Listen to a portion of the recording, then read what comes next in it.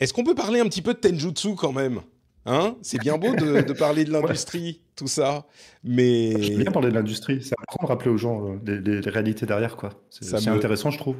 moi, je pourrais t'en parler pendant encore 4 heures, donc on va épargner ça aux auditeurs et aux auditrices, mais peut-être qu'on aura une autre occasion. Mais du coup, Tenjutsu, moi, il y a un truc qui m'a particulièrement parlé. Alors, d'une part, le trailer, quand il a été publié avec cette esthétique... Enfin, d'abord, il y a un animé qui introduit le personnage principal avec un style, enfin c'est vraiment Cowboy Bebop quoi, c'est les grands animés des années Complètement. 80-90 avec de l'action incroyable. Et puis au milieu du trailer, il y a l'héroïne qui donne un coup de pied et ça transitionne direct sur le jeu en lui-même qui est un jeu en pixel art vu de dessus, une sorte de beat 'em up roguelike, je vais te laisser le décrire. Et c'est tellement dynamique, tellement, ça a l'air tellement fun, ça m'a tout de suite parlé. Et je suis honnête quand je dis ça parce que ton jeu précédent, bah, je vous avoue que je l'avais pas vraiment vu passer. Il était moins ambitieux peut-être. Mais du coup, Oui. Tenjutsu, je garde un œil dessus depuis un an. Euh, Avant même de parler du jeu lui-même, qu'est-ce que ça fait le moment où tu as le jeu qui est présenté et tu peux enfin en parler au public et tu vois les premiers retours. Est-ce que tu es content? Est-ce que tu n'es pas content? Est-ce que tu regardes le nombre de vues sur YouTube en te disant OK, on a fait plus ou moins qu'un tel, ça me donne une idée de comment il est reçu, etc. La sortie du trailer, c'était quoi pour toi? Comment tu l'as vécu? Bah, c'était exactement ça. J'ai passé mon temps à refresh les pages. En plus, Steam a une espèce d'abomination où les stats n'arrivent que 24 heures après, à 15 heures dans l'après-midi.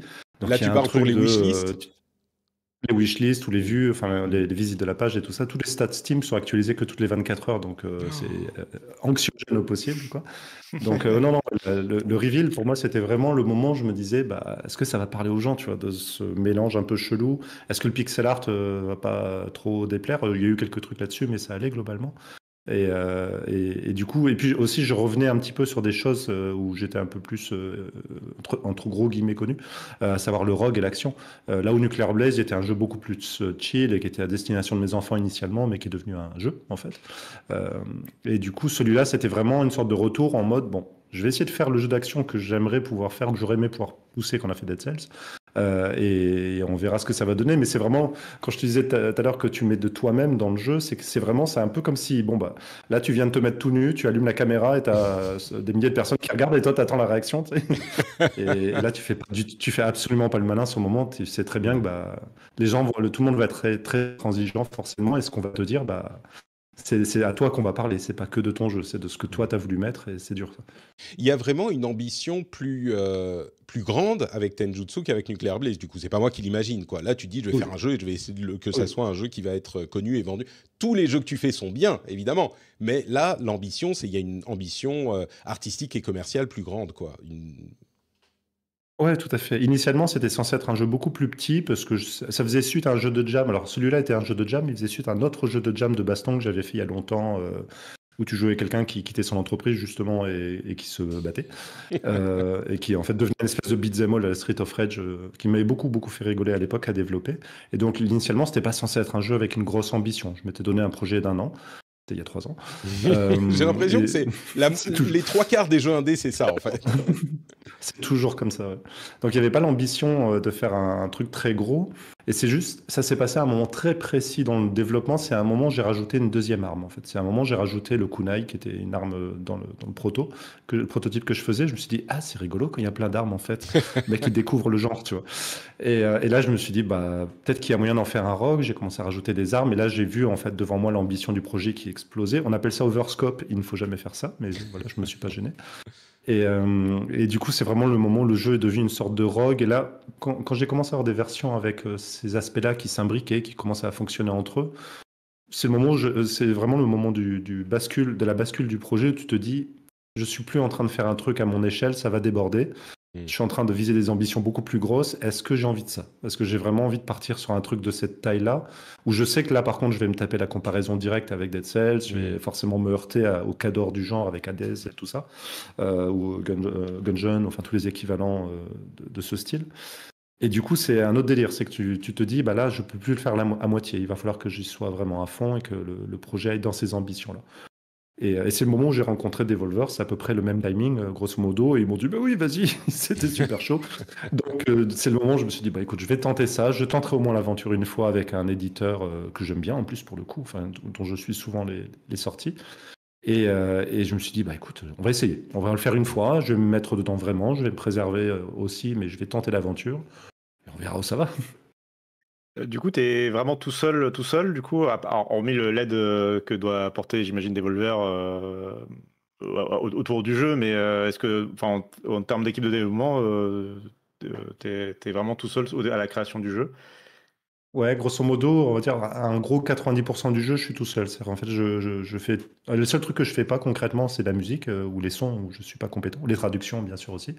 Et aussi la partie animation du personnage en pixel art. Enfin, des personnages en pixel art, parce que là, c'est vraiment un truc que j'avais commencé à faire au début du projet, mais que vraiment, j'aime bien, mais je suis pas rapide. Donc, je suis pas assez rapide pour que ça ait du sens. Et le moment où j'ai décidé que ça allait être un gros projet, je savais que j'allais avoir plein d'ennemis et que je pouvais pas rationnellement le gérer tout seul. Donc la partie animation de personnages et musique, c'est délégué à 2 personnes avec qui je travaille en collaboration. Et après tout le reste, par contre, tout ce qui est code, game design, l'environnement, les particules, tout ce qui explose à l'écran, ça c'est vraiment ma partie, ouais. Oui, alors, je dois partir dans 2 directions différentes, alors ça me perturbe. La première, c'est sur le jeu lui-même. On parlait des jeux d'escalade tout à l'heure. Je suis obligé de souligner le fait qu'il y a une autre méta en parallèle des jeux d'escalade, c'est les jeux de combat de rue. Un peu dans la lignée de Sifu. Enfin, en tout cas, on en voit beaucoup. Alors, souvent plutôt, pour le coup, les autres projets que j'ai vus, c'était plutôt des projets 3D un peu plus dans d'autres cadres, on va dire dans d'autres cadres. Alors que là, j'ai l'impression qu'il y a une esthétique. C'est très bizarre de le dire, mais je trouve qu'il y a une esthétique céleste au graphisme, alors que c'est pas du tout un jeu de plateforme. Et l'ambiance est beaucoup moins wholesome en tout cas beaucoup moins psychologique que céleste. C'est pas exactement la même ambiance. Mais oui, voilà, j'ai l'impression qu'il y a une méta jeu de combat de rue, un peu John Wick, justement. Il y a un truc, moi ça me rend dingue ça. C'est que je sais pas si c'est juste que moi je suis dans la mouvance, et c'est très probablement le cas, mais je le vis comme une espèce d'agression du monde. Mais il y a un truc assez fou. Quand j'ai fait Nuclear Blaze, tu vois, c'est un jeu de pompier. Il n'y avait pas eu de jeu de pompier 2D depuis la PS2 à l'époque quand je l'ai fait, quoi. Il y en a eu 3 qui étaient annoncés au moment où j'ai fait le mien. J'étais là, mais qu'est-ce qui se passe? Mais qu'est-ce que vous foutez, quoi? Pourquoi tout le monde se réveille? Et sur ça, sur exactement ce que tu dis, c'est-à-dire le côté combat de rue et le côté 1 versus many, enfin ce qui était un des piliers du jeu, vraiment tu te bats un contre plein, et ce côté très John Wick du combat, où au lieu de te concentrer à fond sur un que tu tues puis un autre que tu tues, c'est que tu t'attaques tout le monde en même temps. Eh ben, il y a Axe of Blood qui est sorti, qui a été annoncé, il y a Force Strike qui est dans un truc plus stratégique, il y a Sifu bien sûr, il y en a eu des tonnes. Karate Survivor dans un côté Survivor, j'étais là, mais qu'est-ce qui vous prend tous? Non, mais vous l'avez dit tous les deux. Vous l'avez dit tous les deux. C'est John Wick. Enfin, clairement, dans tous ces jeux que tu évoques, il y a une esthétique John Wick qui est hyper qu'on retrouve. Alors pas sous la même forme à chaque fois, mais qu'on retrouve vraiment. Et clairement, John Wick a eu cette influence, j'ai l'impression, sur enfin, John Wick, on prend John Wick comme exemple, effectivement, si ça peut remonter plus loin, on peut parler de The Raid ou d'autres films de cette mouvance, mais John Wick l'a vraiment fait exploser auprès du grand public, et j'ai l'impression que ça a influencé Enfin, c'est un fit tellement parfait pour des jeux vidéo dans lesquels on se tape dessus régulièrement, et donc toi, tu confirmes que ça a été... Parce que tu l'évoquais hein, dans la dernière vidéo dans laquelle tu parlais du jeu, tu parles de John Wick, c'est vraiment une influence directe, quoi. Oui, John Wick était vraiment. En fait, c'est venu vraiment d'une scène précisément de John Wick, dans le 3, où il y a une scène dans un musée où ils se balancent un peu tout ce qui leur passe par la main. Et le combat n'est pas juste une série de coups de poing ou quelqu'un qui tire, c'est juste, il y a un enchaînement de plein de styles de combat. Et je trouvais ça, en voyant le truc, je m'étais dit, mais ça en jeu vidéo, ça serait génial, quoi. Et en plus, pour le coup, c'est très rigolo, parce que je crois que c'est dans celui-là ou le dernier, non, c'est dans le 4, où ils ont carrément fait une scène en top-down, c'est vraiment vu de dessus, qui est, et de leur propre aveu, une inspiration directe de Hong Kong Massacre, qui est un jeu indé à la Hotline Miami, qui n'a pas marché malheureusement pour le coup. Mais et ils ont repris l'esthétique totale du jeu, mais c'était assumé parce qu'ils l'ont dit après en interview. Et donc ouais, il y a une vraie... Je vois quelqu'un qui parle de la convergence et de l'émergence des idées, et c'est exactement ça. Et ça me rend fou, parce que t'es là, j'ai trouvé un truc hyper malin qui va être trop le du moment. Et en fait, on est 10 à avoir la même phrase en même temps. Et Pas possible, quoi. C'est quoi alors Tenjutsu? Tenjutsu, alors en gros, c'est un jeu qui est parti d'une intention, comme je disais, de faire un jeu où tu te bats un contre plusieurs. Donc en gros, toi tu joues Ten, qui est une ex-Yakuza qui sort de prison littéralement au début du jeu, hein, c'est vraiment le tout départ, et qui revient dans une ville où, en gros, elle avait des acquaintances avec les mafias locales. Et elle est là pour régler un certain problème bien précis, mais un peu à la John Wick pour le coup. Il y a un petit malentendu avec les gens et tout le monde pense qu'elle est venue pour quelque chose et elle n'est pas du tout là pour ça.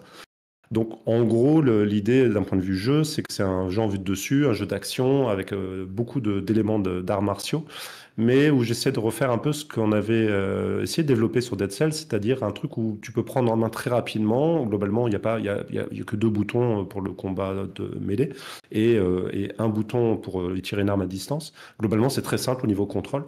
Et l'idée, c'est d'essayer de faire un jeu où tu vas avoir la sensation de jouer dans un film, dans une scène de Sifu, parce que c'est le meilleur exemple à mon avis. Sans avoir la nécessité de skill pour avoir cette sensation-là, d'aller rapidement à une impression d'eux, mais sans pour autant que le jeu exige ça de toi. Après, l'idée, c'est d'aller plus profondément là-dedans, une fois que les choses sont un peu prises en main, que tu puisses commencer à jouer par toi-même et aller plus loin dans ce genre de choses. Il y a plein de détails dans les contrôles et tout qui permettent ça. Mais vraiment, c'était l'idée de est-ce que j'arriverais à faire une sorte d'Assassin's Creed ou un Sifu très très accessible où tu as vraiment l'impression d'être dans un film d'arts martiaux à la John Wick ou à la Jackie Chan. C'est un objectif vraiment intéressant parce que quand tu regardes le jeu, tu sens effectivement que tu retrouves cette comment dire, cette mécanique presque, enfin cette cinématographique où tu regardes un adversaire, tu lui mets un coup de poing, puis tu te retournes, t'envoies un coup d'œil sur l'autre, et puis tu sautes pour éviter un troisième qui est en train de te taper dessus, et tu rushes sur le... Et ça doit être un challenge de design hyper intéressant de te dire, c'est ça que je veux reproduire, alors qu'en fait tu fais un jeu de combat, quoi. Des jeux de combat, il y en a eu 12 000, enfin des jeux de combat, des beat'em up, il y en a eu 12 000 depuis la création du jeu vidéo. Comment tu fais pour toi adapter ça à ton intention de base? J'imagine que c'est pas évident, quoi. Ouais, c'est exactement ça en fait. Au tout début, alors, avant, donc c'était un jeu de jam au départ et ensuite c'est devenu ce jeu un peu plus compliqué. Et le moment où j'ai commencé à rationaliser le truc et j'ai commencé à écrire simplement un document de game design, entre autres, c'est un des premiers trucs que j'ai écrit, c'est exactement ce que tu viens de raconter. C'est-à-dire que j'ai raconté une scène par écrit de tu rentres dans la salle, il y a 3 méchants, il y en a un que tu commences à agresser, il y en a un qui te tire dessus, tu jettes un couteau et tu finis le troisième, etc. Une micro-scène où je disais voilà ce que je veux être mon combat idéal. C'est en mode, dans l'idéal, ça Ouais, serait c'est ça. marrant ça. T'as écrit une Et après, scène, tu construis un une script histoire de de ça. scène de cinéma finalement en quelque sorte. C'est vraiment, je fais beaucoup, alors, je fais du jeu de rôle à côté, c'est exactement comme ça que je fonctionne. Je fonctionne moi au money shot, c'est vraiment de me dire c'est quoi la scène Ouais. idéale du jeu et maintenant comment on fait pour que le jeu il t'amène là à un moment donné. Et mais du coup, je trouve cette approche, pour moi, elle fonctionne bien. Chacun a sa méthode là-dessus, mais parce qu'elle répond à beaucoup de questions. C'est qu'en fait, tu te dis bon bah du coup j'ai des questions de lisibilité, j'ai des questions de nombre, j'ai des questions de synchronisation des attaques pour te laisser du temps de cerveau pour réagir. Il y a tout un tas en fait, toutes les micro-décisions que tu fais, que tu prends quand tu réalises un jeu, elles trouvent leur réponse dans cette seule scène, en fait, de dire, bah, il faut que tout aille vers produire cette scène, que ce soit les contrôles, les systèmes visuels, l'apparition des ennemis, les types d'ennemis qui sont présents et tout. Je pourrais pas mettre que des tireurs dans une salle, typiquement, enfin, même si maintenant c'est possible, mais au départ, ça répond déjà à la question, bah, est-ce qu'il y a autre chose que des tireurs, par exemple? Parce que oui, je veux qu'il y en ait qui tirent, il y en a qui t'agressent au corps à corps, etc. C'est marrant, tu m'as donné accès à la bêta juste avant qu'on commence à enregistrer l'émission, donc j'ai fait une ou deux parties. Et c'est marrant parce que très vite, tu arrives à ça en fait. J'imagine que c'est le signe d'un très bon game design, parce que dès la deuxième, troisième partie, tu commences à comprendre, ok, là je tape au corps à corps, et puis j'envoie un truc à distance, et puis je saute, et puis tu commences à maîtriser les bases de ce principe de gameplay très très vite. Donc j'ose à peine imaginer ce que ça donne quand tu sais effectivement jouer et que tu joues bien. Il y a des éléments pour conclure. Il y a des éléments de gestion de ville aussi avec les différents Ouais. quartiers. Et ça, j'ai pas du tout vu dans le jeu, mais c'est ce que tu évoquais dans une des vidéos. Ouais, tout à fait. Ça, c'est un de mes plus grands regrets, c'est que je me suis avancé sur ça au début et maintenant je suis engagé là-dedans. Ah, C'est que oui, je voulais initialement avoir un espèce d'hybride city builder et jeu d'action. Sauf qu'en fait, notamment au Rogue, j'ai pas anticipé certains problèmes et même si on commence aujourd'hui à avoir des city builders Rogue, c'est intéressant avec Nine Kings par exemple. Mais globalement, je n'ai pas anticipé un problème majeur qui est que dans un city builder, tu veux du déterminisme et de la préparation et de l'organisation bien carrée. Genre, mon magasin, il est là. Alors que dans un rogue, tu veux surtout pas que ton magasin il soit toujours là, sinon c'est Ouais. chiant. Et ça, j'ai pas du tout anticipé. C'est qu'en gros, je me traîne aujourd'hui à un autre paradoxe. J'aime bien ce mot. Je me traîne un autre paradoxe sur le jeu, c'est que concilier ces deux concepts est vraiment difficile. Donc aujourd'hui, ça se traduit plus concrètement dans Tenjutsu. Ça se traduit par deux aspects. Il y a un aspect qui se déroule au cours de ton exploration, c'est-à-dire un run, en fait, quand tu tentes une partie jusqu'à ce que tu meurs, et une partie qui se déroule dans la méta. Et dans le run, en fait, ça ressemble pas mal à Blueprints. Je sais pas si tu as entendu parler de ce petit truc là. Oui, Ça un petit ressemble un peu à Blueprints où tu vas drafter en fait les salles. Et en gros, ce qui se passe, c'est que tu vas rencontrer régulièrement des sites de construction, des chantiers, quoi. Et à chaque fois que tu actives un chantier, tu peux drafter en fait ce que c'est concrètement. Donc si tu veux un restaurant, que tu as drafté un restaurant, tu peux faire un restaurant. Mais ce que tu as construit n'est plus là dans le deck après. Ce qui fait que si tu construis un restaurant, il n'y a plus de restaurant après. Il sera là à cet endroit sur cette run, quoi. Et ça fonctionne plutôt pas mal, ce qui fait que ça me permet de préserver un tout petit peu de préserver l'ADN rogue de tu sais pas où sont les choses et t'es pas garanti d'avoir les choses que tu veux à ton premier tirage, tout en ayant quand même une espèce de construction un peu permanente de dire qu'est-ce qu'il y a dans ton deck et qu'est-ce que je joue maintenant et qu'est-ce que j'ai besoin pour plus tard, quoi. Et ça, c'est un aspect qui aujourd'hui fonctionne plutôt pas mal. Et dans la méta, c'est plus sur un truc plus traditionnel à base d'amélioration de quartier, qui est pas présent dans la démo que t'as pour le coup, mais qui est vraiment à base de plutôt j'upgrade mes quartiers de manière plus traditionnelle, en fait, plus finie, quoi.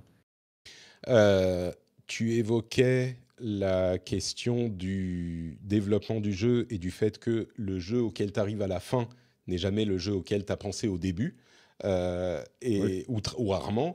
Et ça, c'est un truc que j'essaye de faire passer, une idée que j'essaye de faire passer dans les émissions, parce que souvent on se dit « Oh, mais comment est-ce qu'ils ont pu faire un jeu comme ça ?» ou « Comment est-ce qu'ils n'ont pas vu venir ?» ou « Pourquoi est-ce qu'ils changent de direction en cours de jeu ?» Et il faudrait qu'on ait des producers et des managers qui connaissent leur métier, machin, et ça réglerait tous ces problèmes. Alors, je suis sûr que ça réglerait une bonne partie des problèmes qu'il y a dans l'industrie du jeu vidéo, ne nous mentons pas, mais il y a toute une Au moins partie sur des le bien-être, problèmes... Pardon ? Au moins sur le bien-être au travail, oui, ça pourrait Voilà, déjà aider. Ouais. exactement. Ça pourrait être un bon élément. Mais il y a toute une partie des problèmes aussi qui ne seraient pas réglés parce que justement, le processus créatif dans le jeu vidéo, de ce que j'en comprends et de ce que j'ai entendu des développeurs que j'ai fréquentés, etc., et j'ai fréquenté des développeurs, le processus créatif du jeu vidéo implique souvent, généralement, ça. Le fait de chercher le fun pendant que tu es en train de développer. Donc, tu ne sais pas ce que va être le jeu, ou pas exactement ce que va être le jeu en cours de développement. Et c'est un petit peu ce que tu évoques avec cette idée de city builder-là. Tu te retrouves à un moment du développement où tu dis « Ah merde !» non, en fait, alors, En fait, c'est commun, ça. Ça se passe ah oui, c'est très, tout très le temps cool. comme ça. C'est exactement ça, en fait. C'est que ça se passe tout le temps comme ça, dans l'absolu, vraiment, quoi. En gros, un jeu vidéo, ça naît souvent. Alors, soit c'est un produit de commande et on t'a demandé un truc bien particulier, et dans ce cas, tu commences plus tard, c'est-à-dire que c'est plus bordé ce qu'on te demande de faire, quoi. Mais les trois quarts du temps, un jeu vidéo, ça naît d'une intention qui est très floue. Moi, je t'ai dit, c'était ce texte et cette scène de John Wick, et de savoir, je savais pas du tout que ça allait être un rogue, ni avec des éléments de city builder et tout ça à ce stade-là. Et quand j'ai avancé l'idée des city builder, pour moi, c'était une façon de pallier à des défauts qu'on avait eu sur Dead Cells, c'est des problématiques de rogue qu'on a rencontrées sur Dead Cells. Je m'étais dit, j'aimerais bien corriger ce problème de design, quoi. Bon, j'ai pas fait le meilleur choix en optant pour cette voie-là. Même si aujourd'hui c'est intéressant parce que je m'en suis sorti d'une certaine manière et c'est très différent de ce que je voulais au départ, mais l'intention est préservée.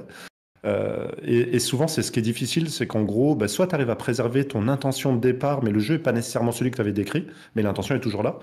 Ou, et ça c'est beaucoup plus fréquent dans l'industrie, surtout quand tu as des gros moyens et qu'à un moment donné il faut avancer ou que tu peux pas te permettre de tergiverser parce que des équipes t'attendent, il y a un moment donné où tu es obligé de trancher en disant c'était pas la vision initiale.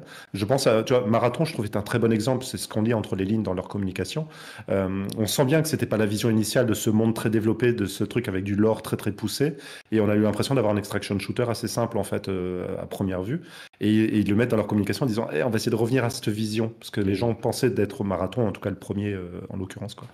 Et il y a vraiment un moment où tu es obligé de te dire on n'arrive pas à concrétiser la vision, mais il faut quand même avancer parce qu'il y a du monde qui est payé et qui attend. Dans ce cas, on va figer le jeu dans une direction qui est plus simple et moins ambitieuse que la vision de départ. Et c'est souvent, alors soit ça marche, et tant mieux, mais c'est aussi souvent là où ça couaque un petit peu, et c'est souvent le moment où le projet se pervertit et devient autre chose, en fait, quoi. Mais ça, le problème, c'est qu'avec toute l'expérience du monde, tu vois, moi, ça fait 25 ans aujourd'hui que je fais du jeu, et je suis toujours, alors, vraiment parfaitement incapable d'anticiper qu'un concept va être génial. Ça a l'air cool sur le papier, je peux délirer autour, mais en fait, savoir que ça va vraiment être un bon jeu à la fin, c'est pas moyen, c'est pas possible, quoi.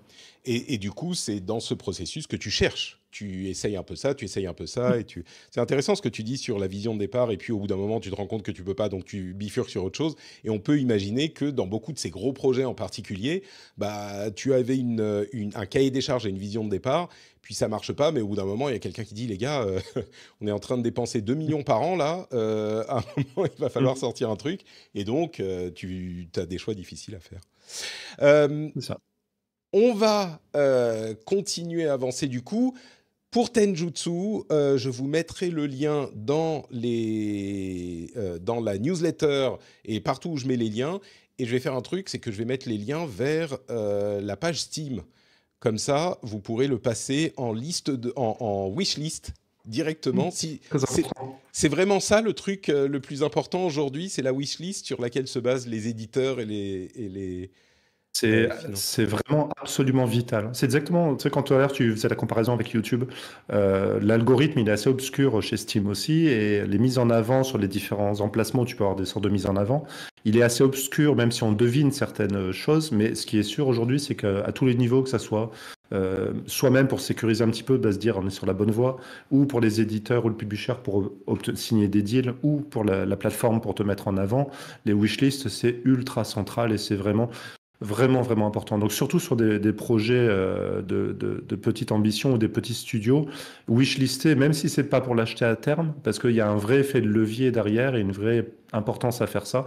Et c'est presque un acte citoyen, tu vois, de soutien des jeux vidéo. C'est très, très, très, très important, ouais.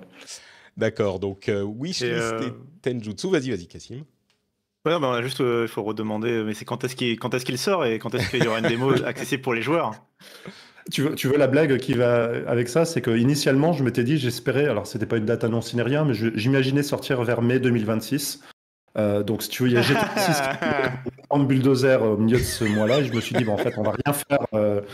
En mai 2026, le monde s'arrête de tourner, on attend, et après on reprendra le cours normal des choses. Donc, mais c'est vrai ça, pour le coup, oui, c'est très même vrai. pour un petit développeur comme toi, quand il y a GTA 6 qui sort, bougez plus. Ouais, non, on va rien en mai 2026. La vision est basée sur le mouvement. C'est exactement ça. J'ai un exemple il n'y a pas très longtemps des amis chez Evil Empire qui ont dû effectivement décaler une sortie à cause de Hades 2. Je ne sais plus si c'était Shadow Drop ou un truc équivalent, quoi. Je crois qu'il était Shadow Drop. Oui. Et qui est littéralement arrivé de nulle part. Et j'ai lu dans la presse, alors je vais citer personne, mais j'avais lu dans la presse effectivement des gens qui étaient là, mais en fait c'est bon, ils ont juste à faire un jeu bien, ou alors ils n'ont rien à craindre, machin. Et en fait, non, ça marche pas comme ça. C'est qu'en gros, justement, les canaux sont saturés s'il y a un événement majeur. Surtout si c'est un jeu. Alors, moi, c'est pas le cas, je suis pas du tout un GTA. Mais en tout cas, si le jeu est en plus approchant, mais c'est juste un no-go total. Donc, ouais, quand les canaux sont saturés et que le moindre TikTok ou la moindre vidéo YouTube ne parle que de ça, c'est vraiment pas un moment où il faut sortir, quoi. Tout comme la période de Noël, par exemple. Tu vois, c'est un no-go pour plein de gens, quoi. D'accord. De toute façon, pourquoi prendre le risque, quoi. Si tu Ouais, peux c'est ça. sortir un mois où il n'y a pas GTA et un mois où tu es en face de GTA, vaut mieux sortir le mois où il n'y a pas GTA, quoi. Enfin, Oui. Disons que pourquoi prendre le risque? On pourrait se dire, les jeux GTA, ils vont prendre l'espace des jeux comme GTA et des gros AAA, mais justement, si tous les autres ont peur et que nous, on passe une semaine après ou 3 jours après, peut-être que les gens qui n'aiment pas les GTA et qui vont sur les jeux indés vont plus s'intéresser à nous. C'est peut-être pour ça qu'on peut prendre le risque, mais clairement, ça n'a pas l'air d'être le cas. Donc, C'est ça. Alors, disons que le risque, quand tu parles d'un truc où tu as passé, dans mon cas, ça va voilà. être à peu près 3 ans et demi, le risque, tu sais, t'as pas envie de jouer à la roulette, quoi. Tu te dis, oui, c'est vrai, mais j'ai quand même pas envie de le tenter. C'est quand même très chaud, et quoi. tu n'as qu'une C'est chance. surtout ça, en fait. C'est vrai. Exactement. Du coup, peut-être été 2026 le jeu de J'aimerais bien, ouais, ça serait le plan, ouais. Peut-être, d'accord. Bon, espérons. Merci en tout cas pour... tu vois, du coup, je t'ai dit, littéralement, je pourrais vous ressortir le mail. J'ai dit à Sébastien, on va pas parler du jeu parce que émission normale, on va juste parler de l'actu, machin. Et vous savez quoi? Du coup, ce qu'on va faire, c'est qu'on va pas parler de nos jeux du moment parce qu'on a fait déjà très long et je pense que Cassim a des choses à faire également. Je vais juste mentionner 2 choses. D'abord, il y a un auditeur qui m'a envoyé un mot pour parler du jeu de son studio. Le jeu s'appelle Kwanga, Q-A-N-G-A.